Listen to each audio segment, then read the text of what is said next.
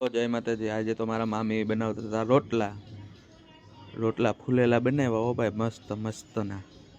પછી હું બેસી ગયો રિક્ષામાં, કઈ રિક્ષામાં લાઈટ ચાલુ, આ બધા કંઈ દેખાતું નથી। બાકી હાલો હાલો ભાગ્યા, હાલો આ આવી ગયા સેટર બેટર પહેરીને। મારા મામા ઊભા હતા, આ ઈતું આવી ગયા, હાલો દહીં લઈને આવી ગયા જયેશ।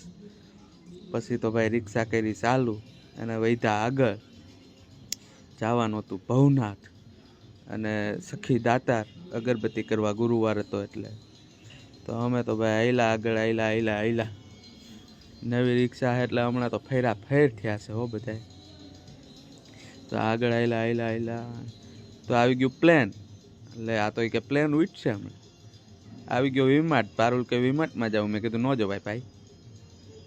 તો મારા મામા આ રંગોલી આવી ગયું, લે આ કાળવા ચોક આવ્યો, કાળવા ચોક આવી ગયું। આ છે નીચલા દાતાર આવી ગયું। આજે ગુરુવાર હતો એટલે બહુ ટ્રાફિક હતી ભાઈ।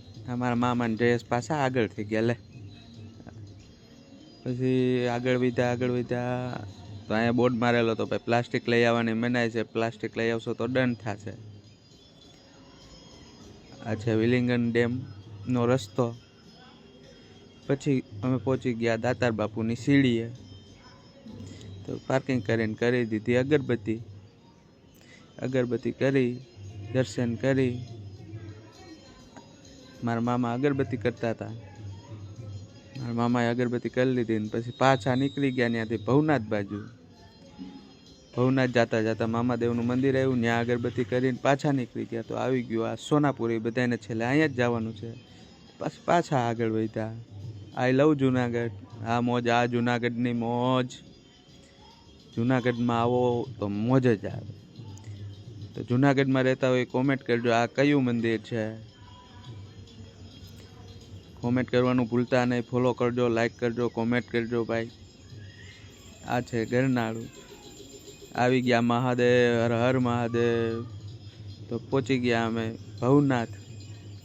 પછી ભાઈ અમે ભવનાથના બસ સ્ટેન્ડમાં અંદર ગાડી રાખી ભાઈ, મજા આવી ગઈ। તો આ તો છોકરાઓના આવી ગયા રમકડા, પણ હતા બંધ। તે થયો કે મારે બેસવું, પણ મેં કીધું બંધ છે। ભવનાથમાં આવીને ગાડી પાર્કિંગ કરીને બેઠા।